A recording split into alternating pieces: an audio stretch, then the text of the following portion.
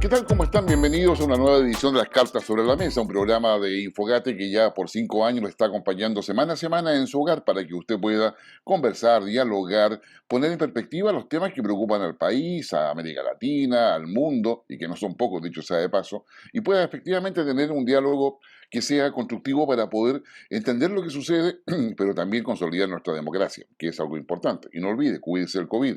Los casos han estado aumentando y todo hace pensar que las variantes no nos van a dejar tranquilos tan fácilmente.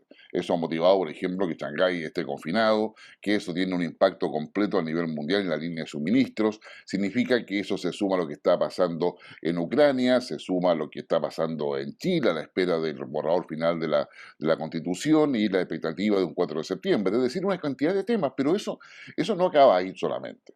Les recuerdo que este programa se transmite gracias al auspicio de smartix.com, que es inteligencia artificial para que los chicos entre los 3 4 digamos 12, incluso 15 años, incluso más, porque también hay gente mayor que se conecta, puedan desarrollar pensamiento complejo, pensamiento crítico, mejor comprensión lectora, a través de una plataforma que está en diversos países del mundo, le da un contenido en español, por cierto, pero también lo hace con inteligencia artificial, es decir, usted va aprendiendo conforme va avanzando. Y por una serie de ejercicios, la plataforma de Smartick lo hace entretenido y son solamente 15 o 20 minutos al día, nada más que eso. Yo se lo recomendamos sinceramente, smartick.com. Nuestro programa se transmite por Mundo TV, por la señal de Cable Mundo desde Valparaíso y Yanquihue, en regiones en Telecauquén, en Ñublevisión, por supuesto en Radio Nunguén en Concepción y nuestras plataformas digitales en Facebook, Twitter y YouTube. Ahí estamos.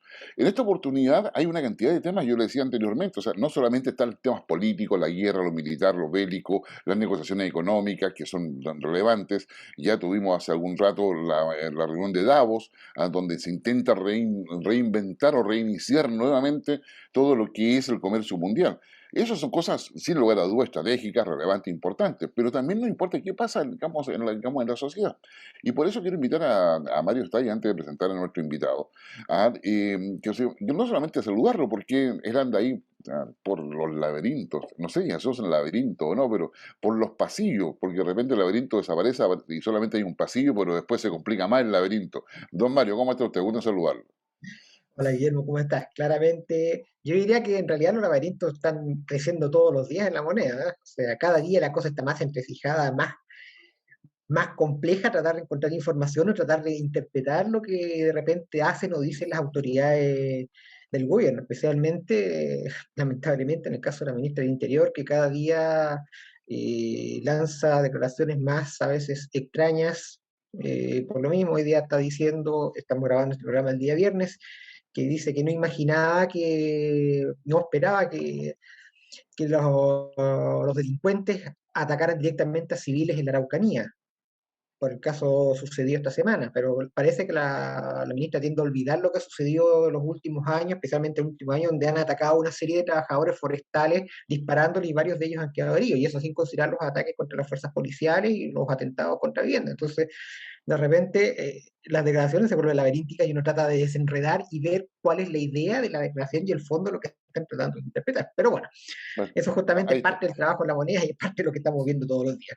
Sí, yo mientras te escucho, me imagino que empezamos con un puzzle de 500 piezas y ahora vamos como en 10.000. Y saber dónde colocar cada pieza es un problema. Pero eso, y como uno lo puede entender porque se informa. Nuestro próximo invitado lo voy a presentar de inmediato, es don Claudio Yáñez, y él es coordinador territorial de convivencia escolar en la comuna de La Florida, en la Corporación Municipal de La Florida. Don Claudio, gusto saludarte, un agrado que estés con nosotros. Muchas gracias, Guillermo. Es un placer esta oportunidad de poder hablar principalmente sobre los aportes y los trabajos que se están haciendo acá desde Comudef y desde la municipalidad para poder prevenir la violencia escolar. Así que muchas gracias por invitarme a su programa.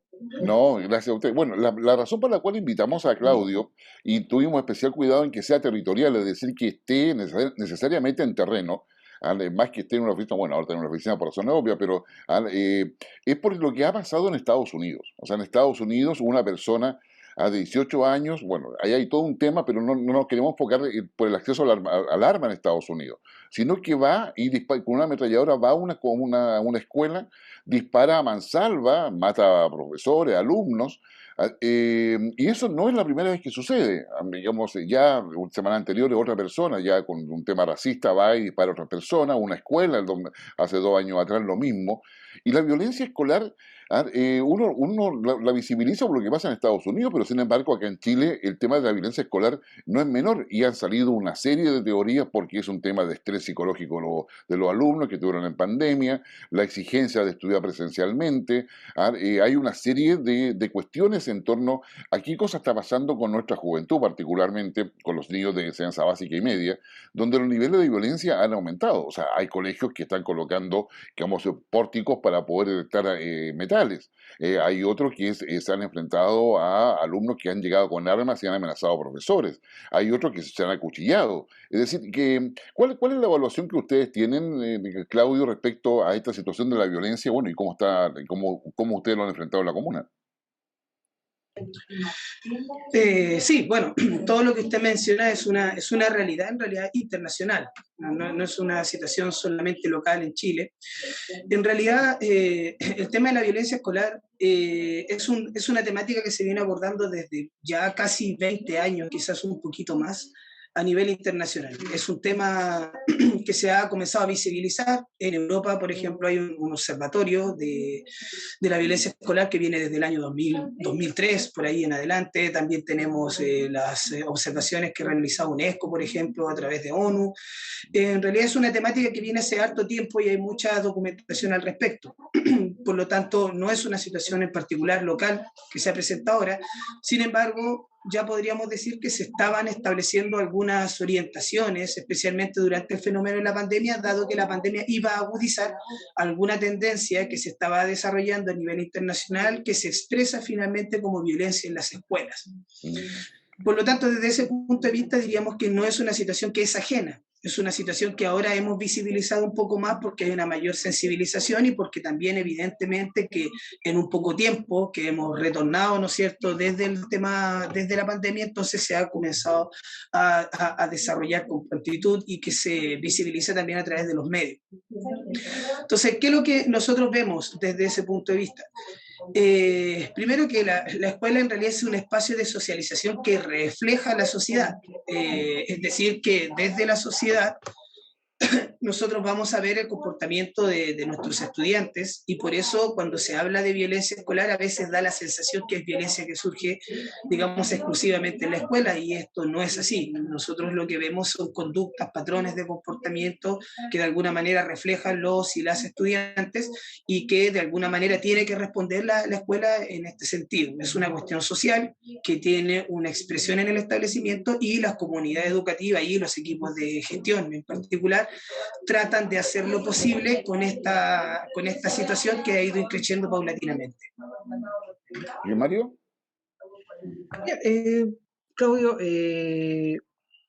justamente lo que mencionabas, acá en Chile hay un fenómeno de violencia, pero es algo que en la cual acá en el país, más allá que efectivamente habían focos de violencia detectables que conocíamos, pero no era un tema que acostumbrábamos a conocer acá en el país, no era un tema que aquí en Chile estuviéramos habituados, lamentablemente, de ver estos casos de peleas tan extendidos. El tema de conflicto estudiante en los colegios ahora es un tema que es diario, pelean, incluso con armas, todas las cosas, y llegamos a extremos que no habíamos visto en el país, por ejemplo, lo que sucede en Valparaíso hace muy poco en el Colegio Salesiano, donde ponen un pórtico para detectar metales al ingreso, que justamente porque tienen el temor de que puedan ingresar armas. Vemos el caso sucedido en Antofagasta, en Iquique, donde ha habido amenazas de estudiantes de repetir las situaciones que justamente mencionaba Guillermo, de disparar contra profesores y alumnos al interior de colegios, que afortunadamente han podido ser detectados y neutralizados. Pero, ¿cómo podemos entender este fenómeno de alianza de violencia? Es decir, mucho más allá de lo que es el tema COVID. ¿Ah? Porque el tema hoy claramente hubo un problema de socialización allí, pero cuesta entender que sea la única causal basal de esta explosión de violencia que vemos en el momento en los colegios. Y está muy aparejado también o por lo menos para muchos está aparejado con toda esta situación de aumento de las protestas estudiantiles, donde también, más allá de las demandas que son absolutamente justas de los estudiantes, estas manifestaciones se escapan de las manos y también reflejan un estallido de violencia que es mucho más excesivo de lo que uno podía esperar de situaciones que debieran ser, o por lo menos piense que debieran ser puntuales. Sí, sí, efectivamente, comparto eso, pero precisamente la idea es poder señalar, como lo mencioné, que si bien la escuela es un espacio de socialización y por lo tanto podríamos hablar de violencia, del aumento de la violencia en la etapa adolescente, ¿sí? Y episodios de agresividad en niños y niñas, digamos, preadolescentes, que de alguna manera han ido aumentando, o la percepción, digamos, social es que han ido aumentando. Por eso señalaba yo que en realidad esta temática es una temática que está documentada, digamos, ya hace un tiempo, prepandemia, efectivamente, que ha ido aumentando, y no solamente el fenómeno es en Chile, es un fenómeno internacional. De ahí el destacar, digamos, el observatorio que se da en Europa. La Comunidad Europea viene hablando y estableciendo leyes con respecto al fenómeno de la violencia en las escuelas, pero que en realidad tiene que ver con el aumento de la violencia en menores de edad, podríamos decir, que de alguna manera tienen una alta repercusión en el ámbito de la sociedad. Entonces podríamos hablar de cómo es que la violencia ha ido expresándose en edades más cortas, ¿no es cierto?, y que tienen un fuerte impacto dentro de la sociedad. De todas maneras, sin duda que ahora un retorno a la presencialidad después de 2 años, de alguna manera se visibiliza. También es indudable que no podemos destacar el escenario de nuestro país, en donde las transformaciones sociales que se están viviendo se van a ver reflejadas sin duda, especialmente en estudiantes adolescentes. Y por lo tanto, desde ese punto de vista, diríamos que es una realidad que se está presentando en un proceso de transformación social que viene hace un tiempo ya, pero que de alguna manera se están aceptando con mayor relevancia en este periodo. Sí, oye, Claudio, ¿cuáles son los motivos? O sea, porque, a ver, la primera, ¿qué cosa se define como violencia escolar? O sea, porque hoy día hay mucha gente que habla de que si me miras feo, eso es violencia. Que si no hace esta otra cosa es violencia. Entonces, ¿qué es lo que porque yo realmente veo que la violencia se está extendiendo, o se está relativizando su concepto, y al final, para uno la violencia significa una agresión que puede ser verbal, que puede ser física, pero no solamente en términos de algo que está sucediendo. ¿Cómo definen ustedes la violencia y de qué manera también se coordina con otros municipios o con el Ministerio de Educación? ¿Hay alguna coordinación para enfrentar todo esto?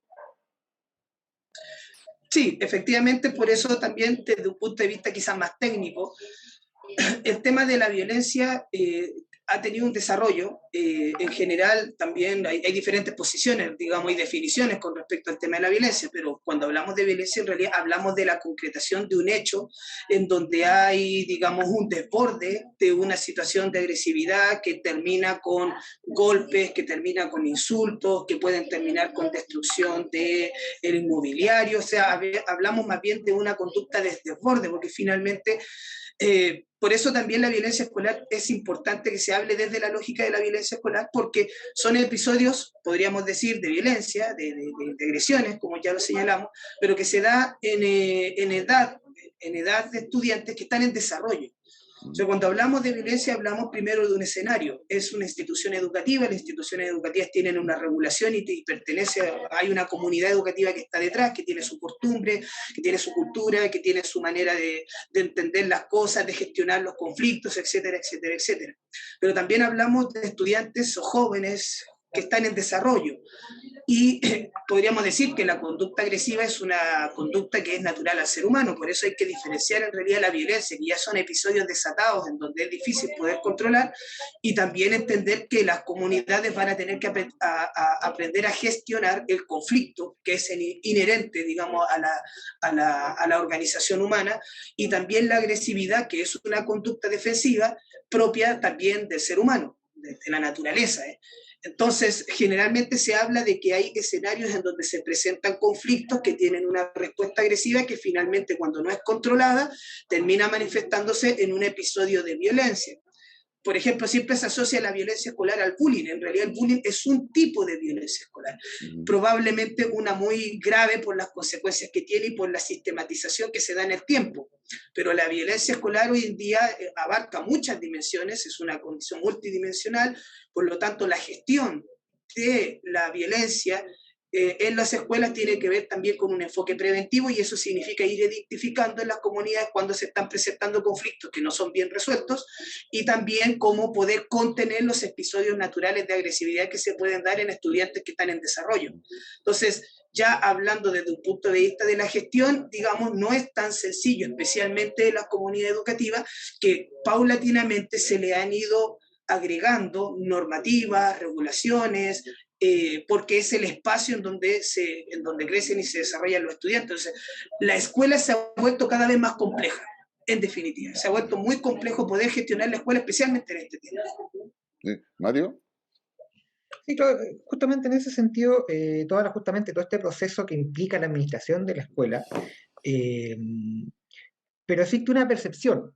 Ahí me gustaría que me corrigieras bien si me estoy equivocando, pero por lo menos por lo que me ha tocado ver. Mi señora trabaja justamente en el sistema educacional público, y también me ha tocado hablar con muchos colegas de ella, en el sentido de que ven que el alumno cada vez parece tener más derechos, pero muchos de los deberes que era para poder, que permitían de una u otra forma visualizar esta transición del sistema educacional antiguo a uno mucho más dialogante, que es lo que se pretende, estos deberes parecen haber desaparecido. O sea, uno ve a los profesores que pareciera que tienen cada vez menos herramientas para poder, no se trata de, quizás no es la expresión exacta, pero para poder mantener el orden dentro de las aulas educacionales, para poder mantener el orden dentro de los colegios mismos.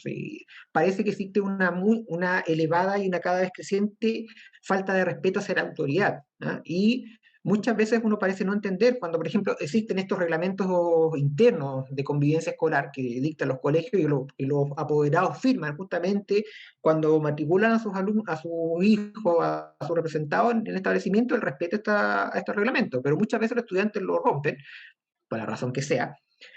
Y cuando se quiere imponer este reglamento, los apoderados reclaman, y llegan muchos reclamos incluso hasta el Ministerio de Educación. Y el Ministerio de Educación entra a revisar estos reglamentos internos que supuestamente están validados en forma interna y están validados en forma legal. Entonces, de repente, se ve esta falta de norma para poder mantener el orden.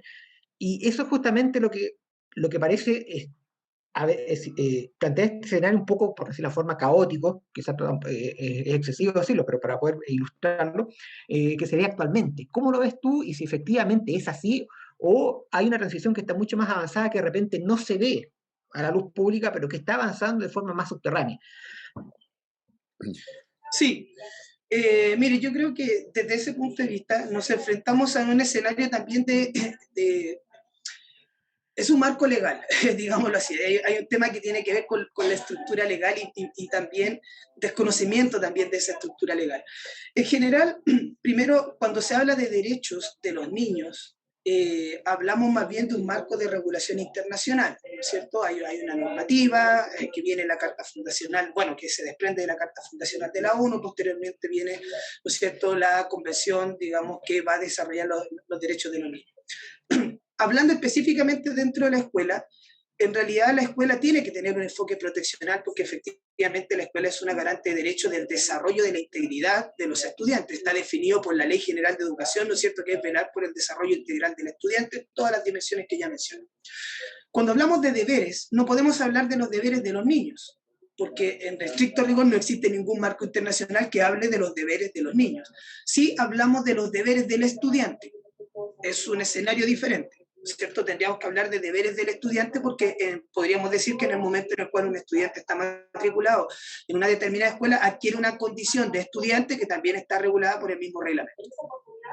Ahora, el tema pasa porque efectivamente al ser jóvenes, o sea, ser niños, niñas, adolescentes, por lo tanto, si bien la transgresión de una normativa tiene asociada en el mismo reglamento que se tiene que desarrollar con la misma comunidad, tiene asociadas diferentes sanciones o diferentes medidas, más bien sanciones, en realidad medidas que se pueden implementar, siempre esas medidas tienen que estar bajo la lógica de que es una persona que está en un proceso de desarrollo.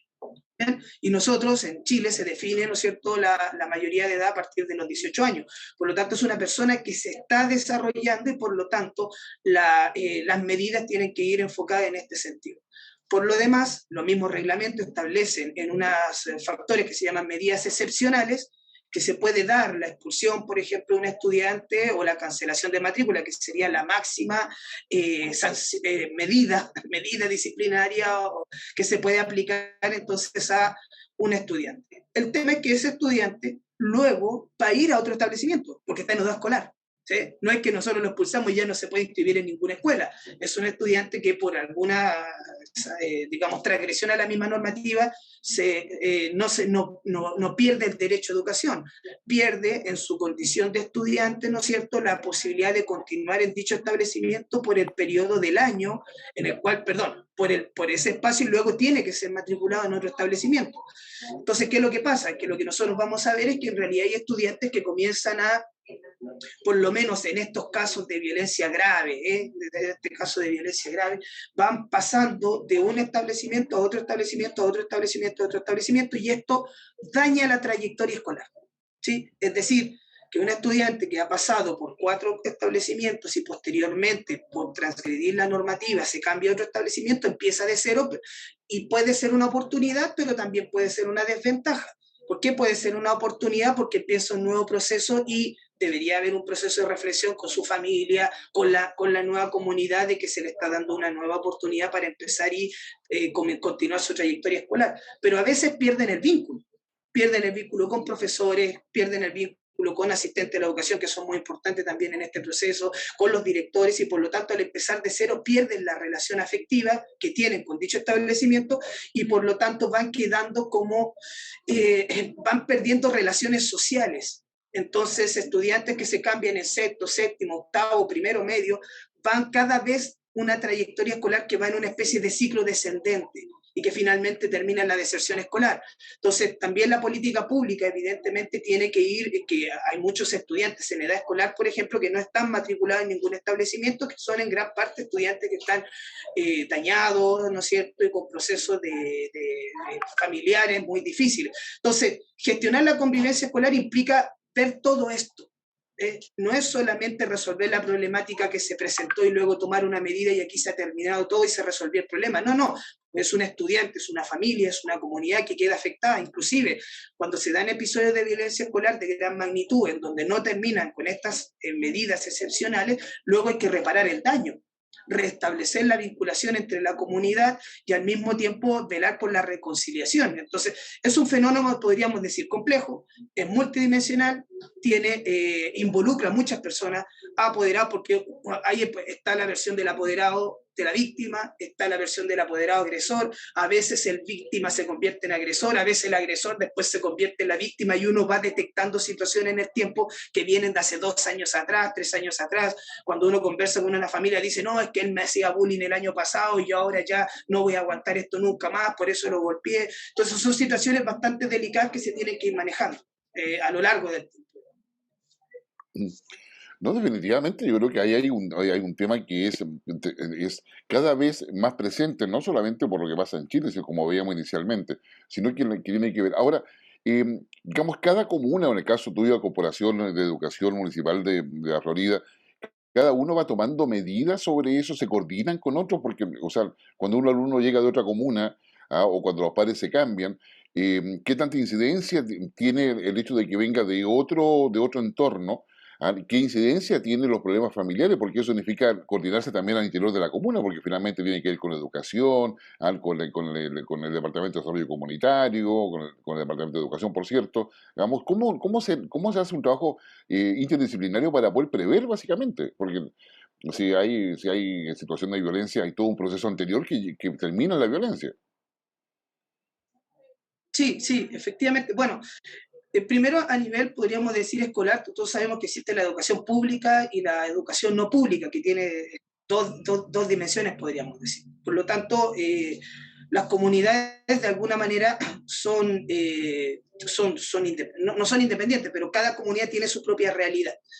Sí, lo que se hace a nivel comunal, podríamos decir, en lo que es educación pública específicamente, es que hay una mirada que de alguna manera está apoyando el desarrollo de cada comunidad, de cada establecimiento, cada comunidad escolar. Entonces lo que se hace es poder observar desde la coordinación central cómo se va desarrollando cada comunidad y se va apoyando en las necesidades que cada una de ellas tenga. Mm. Pero finalmente hay una política que en este caso dependerá de la unidad de gestión, en este caso en Comudef específicamente, ¿no es cierto?, es la corporación municipal, que tiene 26 colegios y por lo tanto tiene su equipo de apoyo en todo esto. A su vez también están los otros establecimientos que no son de municipales y que de alguna manera están apoyados principalmente por la municipalidad desde la lógica, ¿no es cierto?, del acompañamiento a los establecimientos que tiene que ver con el plan que se ha lanzado para este año. Pero podríamos decir de la siguiente manera, es decir, cada comunidad se desarrolla su política interna por parte de cada equipo de gestión. Hay orientaciones nacionales. Esas orientaciones nacionales son documentación y normas regulatorias que establecen lo que la escuela puede y no puede hacer, pero la gestión de la comunidad educativa, los patrones culturales y los estilos de interacción son gestionados por las mismas comunidades. Lo que se puede hacer efectivamente es tratar de apoyar a estas comunidades desde la articulación de los diferentes dispositivos que están a disposición para el desarrollo y la protección de la infancia. Entiéndase el sector salud con toda su gradualidad de atención, el sector protección que va desde el ámbito protección como también lo que es la responsabilidad penal adolescente y también lo que tiene que ver con desarrollo social, que son diferentes dispositivos que tienen su propia lógica de funcionamiento. En el caso de la violencia escolar, la idea es poder lograr una eficaz articulación entre todos esos digamos, unidades para que puedan brindar el apoyo necesario y oportuno a las comunidades educativas que lo puedan necesitar. Y de ahí viene, ¿no es cierto?, la política comunal, que en este caso se está implementando acá, que lo que busca es, en una primera instancia, poder generar coordinación, que haya un coordinador territorial por una parte y un equipo de coordinación que además de poder trabajar directamente con la comunidad, entiende y está viendo lo que se está sucediendo en la comuna completa, ¿bien? Y al mismo tiempo poder facilitar el acceso a los diferentes dispositivos. Se habla también de apoyo psicosocial, que son equipos que de alguna manera se van especializando en lo que tiene que ver con el ámbito educacional y van aportando desde las ciencias sociales, ¿no es cierto?, desde salud, desde desarrollo social, van aportando al desarrollo de los estudiantes, que esto no es sencillo porque en general esto si bien hay un proceso que lleva unos 20 años, pero la especialización en lo que es la ciencia social en el ámbito escolar es relativamente reciente. La documentación es más bien analítica y crítica respecto a lo que se está haciendo, pero las opciones, propuestas, son locales. Cada país ha logrado mejorar de una u otra manera lo que son esta situación en cada país, en cada comunidad, pero los resultados también implican que uno vaya de alguna manera creando y visibilizando diferentes factores. Voy a ponerlo desde este punto de vista, a lo mejor, perdón si es que me extiendo un poquito, pero al principio el bullying se entendía como la situación de una agresión y una víctima. Posteriormente, el bullying fue entendido como un testigo, o sea, se fue viendo la dinámica en donde hay un agresor, una víctima, pero también hay un testigo que facilita o interrumpe el proceso. Hoy en día se habla de la gestión relacional y aún de la gestión sistémica. Entonces, la investigación en todo esto también ha ido de a poco comprendiendo cada vez el fenómeno y por lo tanto la política, pública se va adaptando a estos nuevos enfoques y se van tratando de implementar de la mejor manera, dialogada con los equipos de gestión y con las comunidades educativas. No, Claudio, la verdad que es un tema, pero yo diría cada vez de mayor relevancia, no solamente porque esto uno lo vincula a la pandemia, lo vincula a la transformación social, sino también hay un tema, yo diría, psicosocial de la propia evolución de los jóvenes, ¿ya? Que tiene que ver cómo observa el entorno, o sea, es un tema mucho más complicado. La verdad es que queremos agradecer mucho con Mario la posibilidad de poder tener una aproximación mucho más cercana a lo que está sucediendo y cómo se está enfrentando, ¿ya? Y en el fondo, en muchas áreas es acierto y error, o sea, buscar la manera en poder contener, anticipar, prevenir, pero también solucionar cuando la violencia, digamos, escolar aparece ya manifiesta en algún curso, en algún grupo, y, bueno, y eso necesariamente es necesario, vale, yo diría, no sé si ampliar o no, digamos, la base de gestión escolar, pero sí tener equipos que puedan comprender y puedan intervenir, yo diría preventivamente, cada vez que hay las señales y las alertas que nos permitan pensar de que la violencia puede ser un problema dentro de este proceso educativo. Claudio, te queremos agradecer muchísimo, muchas gracias por tu disposición para estar con nosotros, ¿ya? Y cuando sea necesario, sin lugar a duda, volveremos a conversar sobre este tema que ya está en la agenda pública, y no solamente comunal, sino que en la agenda nacional de nuestro país. Así que muchas gracias. Muchas gracias, Guillermo, por la oportunidad, Mario, por la entrevista y por la oportunidad de conversar de estos temas. Así que estén muy bien, muy buenos días. Gracias a ti, Claudio. Hacemos una pequeña pausa y ya volvemos con las cartas sobre la mesa, a un programa que cuenta con el auspicio de Smarty, smarty.com, inteligencia artificial orientada a la educación, donde usted en 15 a 20 minutos, su sobrino, su hijo, su hija, su nieto, puede aprender en forma entretenida. Como se lo recomendamos, Smarty.com, una plataforma de educación con inteligencia artificial. Vamos y volvemos. Ya estamos de regreso a las cartas sobre la mesa, un programa que le entrega antecedentes, visiones, perspectivas acerca de lo que sucede a nivel mundial, regional y por supuesto doméstico. Y hay una serie de temas que muchas veces pasan desapercibidos en las agendas noticiosas a nivel nacional, pero que creo que son relevantes porque están reflejando realidades, y esas realidades no solamente tienen una vertiente que puede ser ilegal, por ejemplo, o la más veces también no es ética definitivamente, y que es necesario poder levantar y poder entenderla. En esta oportunidad tenemos a un destacado abogado, eh, Rodrigo Varela, quien es el gerente legal de Alto Inmune, a una empresa que lleva ya más de una década dedicándose a poder escanear, me atrevería a decir, a poder analizar qué es lo que pasa con las licencias médicas en nuestro país. Pero dejemos que él nos cuente. ¿Qué tal, Rodrigo? Un agrado saludarte. Muchas gracias por estar en las cartas sobre la mesa. Hola Guillermo, el placer es mío, muchas gracias por la invitación.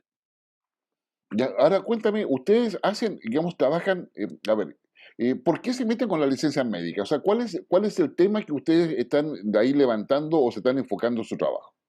A ver, nosotros somos una empresa que se llama Alto Inmune. Inmune nace hace 12 años, un poco entendiendo y viendo el aumento que estaba generando las licencias médicas. ¿Ya? Luego fuimos viendo también que existía un universo muy pequeño, pero que provocaba un tremendo daño al sistema, que estaba mal utilizando este instrumento de la licencia. Es así como, en la medida que fue pasando el tiempo, fuimos viendo cómo el aumento de la licencia médica se fue incrementando de manera sostenida, y fuimos descubriendo además una serie de irregularidades, ya no solo con la licencia, sino que además con prestaciones y otros tipos de delitos que estaban afectando al sistema de salud en términos generales. Y por otro lado, al mismo tiempo, vimos la necesidad de meternos a trabajar con grandes empresas para efectos de poder disminuir su ausentismo laboral en relación también a el uso de la licencia médica. Y pudimos entender que todas estas empresas de diferentes industrias, al uno ingresar y comunicar y educar a las personas, inmediatamente bajaban su ausentismo laboral, porque muchas de ellas no sabían que mal utilizar una licencia médica era un delito. Y por tanto, en ese momento entonces lográbamos poder hacer entender a la gente y cambiar un poco la cultura al interior de estas empresas, para efectos de que no se mal utilizara la licencia médica, no se vieran ellos envueltos en algún hecho que pudiera traerles incluso una pena de carácter penal, y por tanto lográbamos disminuir hasta en un 14% los ausentismos laborales en estas empresas. Y al día de hoy, año 2022, estamos trabajando con más de 40 grandes empresas, estamos trabajando con las 6 grandes instituciones de salud privada, y constantemente también colaborando con el sistema público para efectos de disminuir el fraude dentro del sistema de salud, especialmente con el mal uso de la licencia médica que al día de hoy, lamentablemente, está provocando perjuicios que son bastante importantes dentro del sistema. Ahí, bueno, a ver, digamos, si yo entiendo bien, tú te refieres, por ejemplo, en algún minuto, digamos, logré mirar en una investigación periodística, de que la licencia médica se ofrecía por WhatsApp, se ofrecía por redes sociales, y uno pagaba, pero la persona pedía esa licencia y jamás iba al médico en la práctica, sino que era todo un trámite prácticamente digital, y eso claramente, digamos, es un mal uso de todo lo que podríamos denominar economía digital. ¿Es ahí donde ustedes se están enfocando específicamente? Efectivamente, mira, lamentablemente hemos visto cómo estos últimos 2 o 3 años ha habido un aumento, no solo además de venta de licencia médica, sino que esta venta se ha multiplicado porque han existido captadores, por decirlo de alguna forma, en redes sociales que atraen a personas para efectos de ofrecer estas licencias médicas. Hace un tiempo atrás, estas ofertas en general eran una estafa, pero nos hemos dado cuenta que lamentablemente ahora estas ofertas que hay de estos captadores por redes sociales, Ya. efectivamente atrás existe un médico o existe gente que está entregando efectivamente estas licencias médicas ideológicamente falsas y que están provocando, como te señalaba yo, un perjuicio que no es solo económico. Acá estamos hablando de que Chile pierde alrededor de 800 millones de dólares mensuales en licencias médicas irregulares o fraudulentas, sino que además se produce un problema que es social, que se produce una ineficacia y una ineficiencia y una desconfianza natural en las contralorías, y por tanto aquí pagan justo por pecadores, porque se produce un círculo vicioso en donde las personas honestas que requieren que su licencia médica sea pagada en tiempo y forma, ven cómo se ven muchas veces demoradas o rechazadas estas licencias producto de esta minoría de médicos y afiliados que mal utilizan la licencia médica y que por tanto provocan que las contralorías tengan que ser muy minuciosas en el control de estas licencias y muchas veces demoradas entonces el pago a estas personas que realmente están enfermas. Ahora, eh, eh, ¿hay algún área donde hay una mayor concentración de esa licencia médica falsa? ¿Tiene que ver con un tema, o sea, etario? ¿Tiene que ver con un tema de localización territorial? ¿Tiene que ver con un tema de actividad económica, por ejemplo? No sé, porque personas que trabajan en el Estado, personas que trabajan en el retail, qué sé yo, como en la industria, no sé, como de cualquier naturaleza. ¿Se puede hacer algún tipo de segmentación ahí para el análisis? Mira, nosotros hemos estudiado esto hace muchos años y la verdad que es súper transversal. Ya, No hay no se concentra específicamente en ciertas áreas. Lo que sí es necesario rescatar que efectivamente existe una mala utilización de la licencia médica en la patología psiquiátrica. Esa es ya. la mayor patología que se usa. Y no podemos no empatizar al día de hoy con la existencia de una enfermedad que es a nivel mundial, como es el COVID, en donde efectivamente han aumentado la licencia psiquiátrica y efectivamente existe y ha habido un aumento absolutamente que se explica por esta enfermedad. Sin embargo, y lamentablemente, reitero, existe una minoría de médicos y afiliados que ocupó esta oportunidad, por decirlo de alguna forma, y ha hecho de esto un negocio para efectos de malutilizar y ofrecer y vender licencias médicas sin que exista realmente el diagnóstico que se está señalando en las licencias médicas. Luego le siguen las respiratorias y las osteomusculares, y eso no ha variado a lo largo de los años. Ya. No, a mí me parece, digamos, impresionante. Esto da paso, como tú lo mencionabas, bueno, hay querellas. Ahí se querella la ISAPRE, ¿no es cierto?, contra el médico. Digamos, y entre los médicos, digamos, si hay tanta licencia psiquiátrica, ¿son los médicos psiquiatras los que están dando la licencia o simplemente hay otros médicos que se aprovechan de esa facultad para poder hacerlo? Imagino que los médicos están organizados, no sé, o se ha podido ver ¿cómo se llamaría legalmente una asociación ilícita respecto a ello? Claro, mira, efectivamente nosotros en representación nosotros al día de hoy estamos trabajando con las 6 grandes instituciones de salud privada que hay en Chile, y al día de hoy hay más de 600 querellas que están vigentes, presentadas contra médicos por emisión irregular de licencias médicas.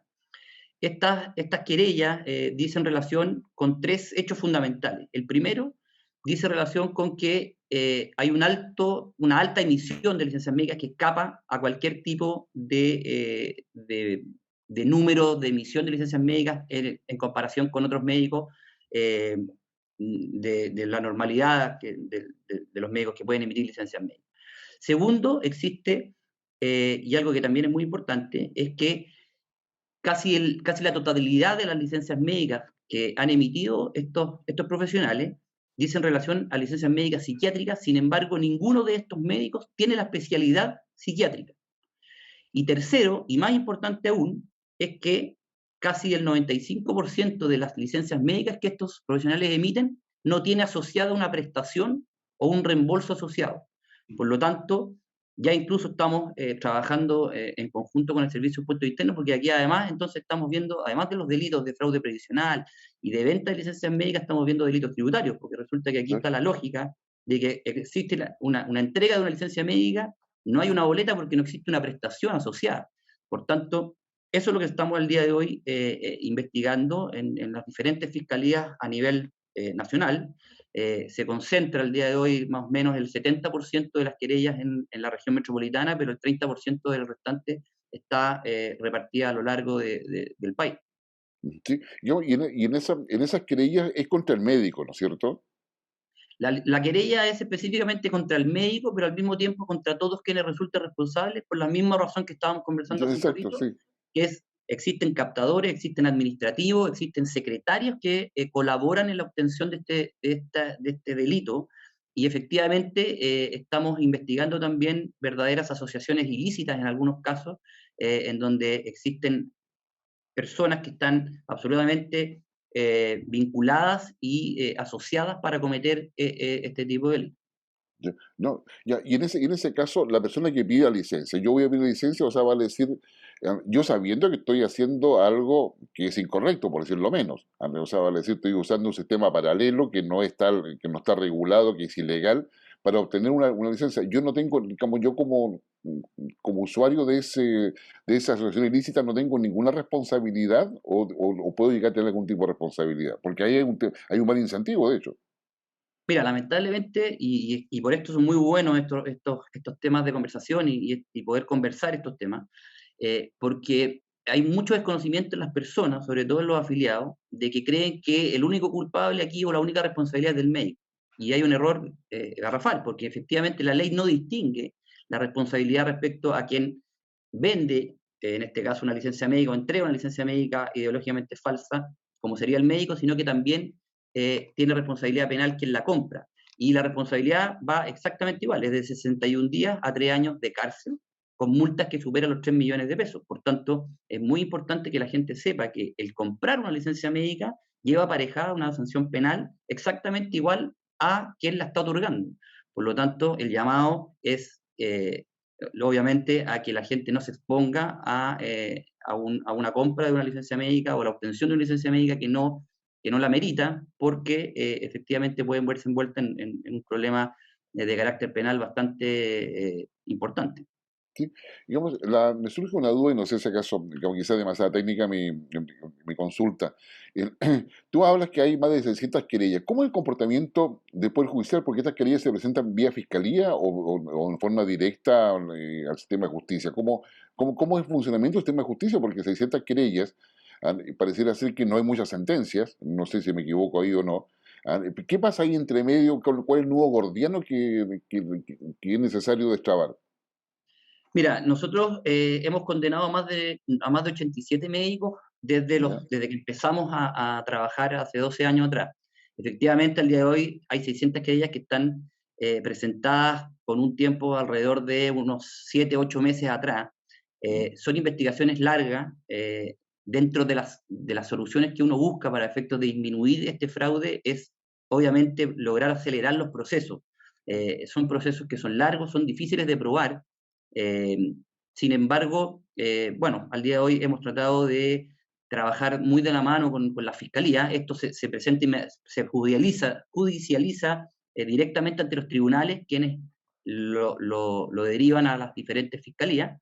Y nosotros estamos colaborando constantemente con cada fiscalía para poder entregar todos los antecedentes necesarios que puedan agilizar y puedan poder hacer que los fiscales tengan la mayor cantidad de antecedentes objetivos posibles para poder lograr formalizar lo antes posible y poder lograr las condenas.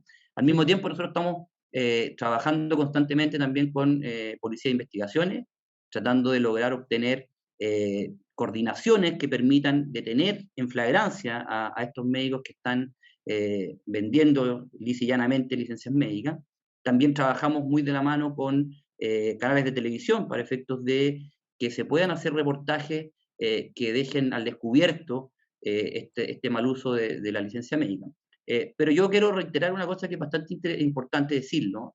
Este delito o este hecho irregular de la venta de licencias médicas es de una minoría de médicos, ¿ya? Estamos hablando del 1% de la cantidad de médicos que está habilitado para emitir licencias médicas. El problema está y radica en que esa minoría, a pesar de que son pocos, provocan un daño tremendo, como explicaba recientemente, no solo económico, que se ve reflejado en más de 800 millones de dólares anuales, que debiesen ser recursos que fueran a crear hospitales de gran complejidad o a disminuir la lista de espera y la cantidad de necesidades que tiene el sistema de salud al día de hoy, sino que además esta desconfianza que decía yo en las Contralorías y que va provocando que todos los chilenos nos veamos envueltos en este fraude. Además que recordar que existe que el 7% de todos los chilenos, un porcentaje de este va al pago de las licencias médicas. Por tanto, si nos ponemos a pensar,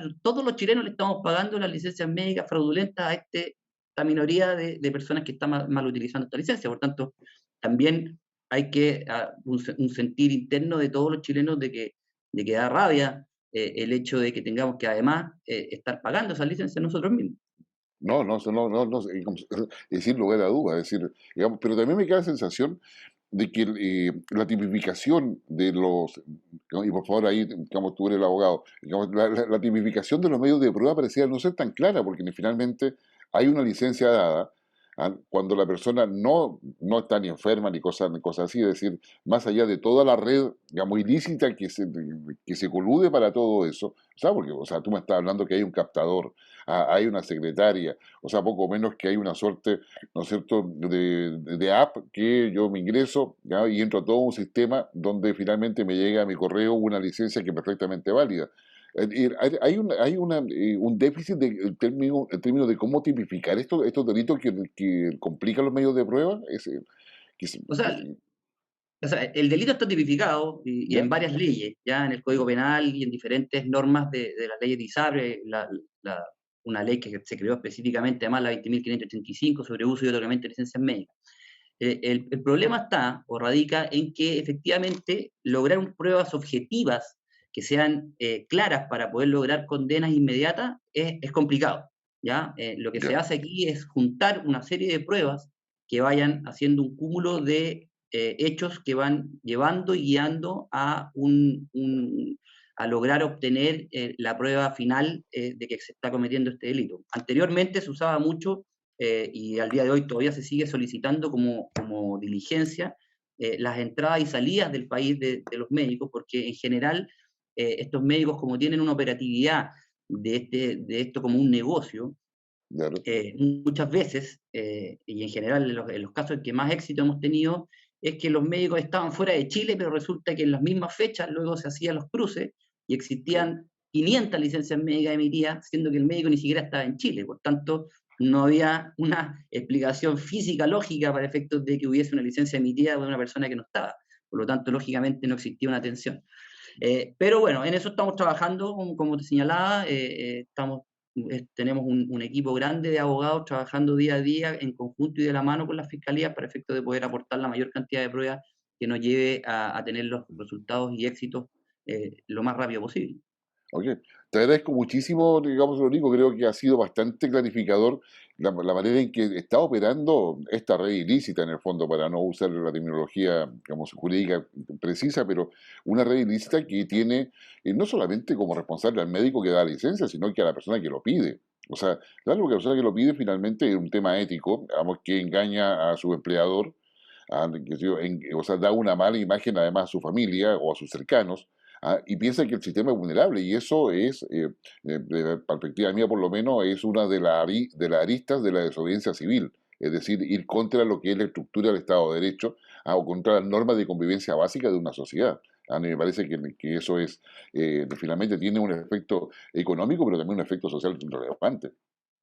Exactamente, mira, para terminar, una de las cosas importantes que creemos nosotros para poder tratar de solucionar este tema, dice relación con hacer campañas educativas, tanto a nivel privado como público o en conjunto, para efectos de cambiar la cultura de la sociedad. O sea, al final, aquí lo importante es que la gente cambie su forma de pensar respecto a mal utilizar una licencia médica como una forma de engañar, por decirlo de alguna forma, al sistema. Hay que hacer un cambio de cultura, más que nada educando y creando conciencia del daño y el perjuicio que esto provoca, para efectos de que vayamos de una vez por todas erradicando este mal modus operandi que existe respecto, reitero, de una minoría de médicos y afiliados que tantos daños están provocando. Sí, no, es impresionante. Yo el otro día leía en Twitter, de hecho, digamos que un empleador denunciaba por Twitter, por redes sociales, a un trabajador que le había presentado licencia y después aparecía un fin de semana, se hizo un fin de semana largo, en realidad se armó un fin de semana largo y aparecía con su novia, con su pareja, como en un hotel, disfrutando así espectacularmente bien, y además subió la foto a redes sociales. Lo cual, bueno, ahí se enteró. Y hay otro caso allá por el 2015 que ustedes mismos denunciaron, que mucha gente pidió, o sea, compró licencias médicas por la Copa América en aquellos años. O sea, hay en el fondo una falta yo diría de ética, definitivamente, cuando se piensa que la forma más fácil es simplemente una licencia médica porque tengo que ver de fútbol. No, no, impresionante. Sí, efectivamente, bueno, como te decía, hay Sí. estacionalidades que nosotros también tenemos identificadas, ciertamente en periodos puntuales, sobre todo también cuando hay Copas Américas o eventos deportivos mundiales, etcétera, en que ahí hay un aumento sostenido. Pero más preocupante es, como yo te señalaba al principio, el aumento sostenido que ha tenido la licencia médica y nosotros a través de estudios ya hemos determinado que el gasto en licencias médicas equivale más o menos al 30% de las licencias que se emiten al día de hoy, en licencias médicas irregulares. Por tanto, como te señalaba, estamos haciendo un trabajo súper exhaustivo respecto a tratar de disminuir este fraude. La idea también es tener la colaboración del sistema público, porque hay que recordar que aquí el 80% de la población chilena está en el sistema público, en FONASA, y ahí es donde más daño y fraude existe. Entonces, en definitiva, hay que hacer un trabajo en conjunto para efecto de poder poner un freno a este mal uso. No, digamos, definitivamente, o sea, la verdad que te felicito porque la verdad que, bueno, y inmune, alto inmune, porque eso está bastante extendido y cada vez se ve más que hay un incremento de esas licencias médicas, un uso abusivo de ellas, que tiene toda esta red que tú has colocado, digamos, en evidencia. Así que yo digo que gerente general de Alto Inmune, muchas gracias por esta conversación, muchas gracias por los antecedentes y me parece que realmente es un tema que va a seguir vigente y a tu disposición para poder hacerlo ver y poder colocar la alerta, porque no corresponde, sinceramente, que para una buena convivencia social haya esta minoría de médicos, esta minoría de personas que cree que se puede burlar el sistema, digamos, solamente por la compra-venta de instrumentos que deben ser bien utilizados y que finalmente terminan dañando a otros que sí lo requieren. No, muchas gracias a ti, Guillermo. Aquí siempre dispuestos a estar conversando y a mantener este tema lo más alto en la palestra posible, porque es un tema país, es un tema interesante y que realmente amerita que la gente tome conocimiento y tome conciencia de que ese daño es tremendo para la sociedad completa.